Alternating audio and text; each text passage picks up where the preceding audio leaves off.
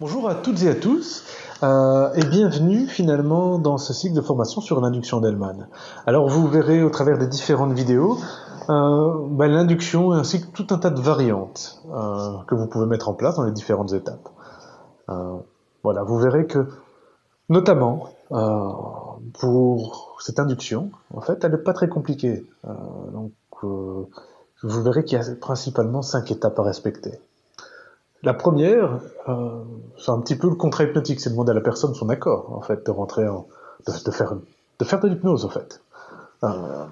Finalement, aller contre la volonté de la personne, ça ne sert à rien. Aller contre les résistances de la personne, ça ne sert à rien.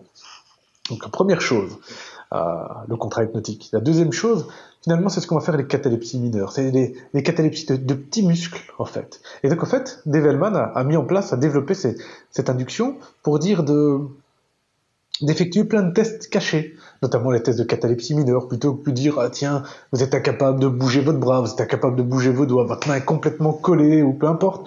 Non, juste les paupières. Les paupières sont complètement collées, enfin bref.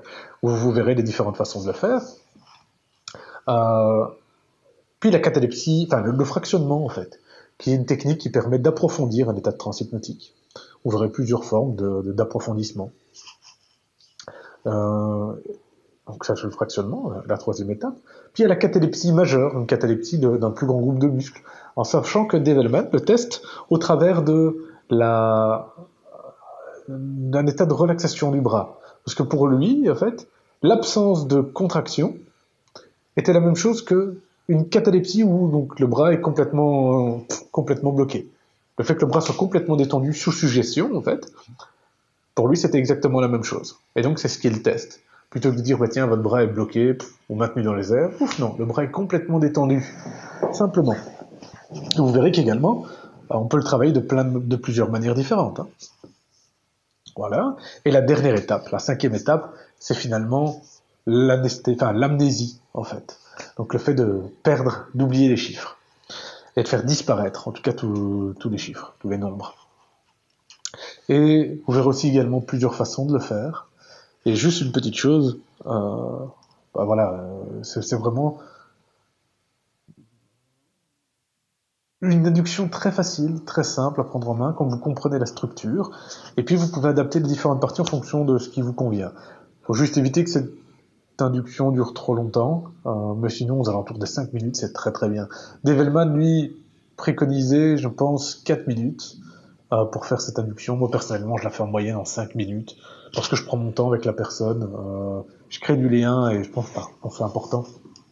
Il faut savoir qu'en plus, Dave Hellman, lui, était beaucoup plus directif, donc du coup, euh, bah, c'était... ça prenait aussi moins de temps. Si je vous dis, bah tiens, vos paupières maintenant sont complètement collées, complètement détendues, simplement posées sur vos yeux, et clac, bah, oui, on va passer moins de temps que si je demande à la personne d'imaginer quelque chose pour que elle détende.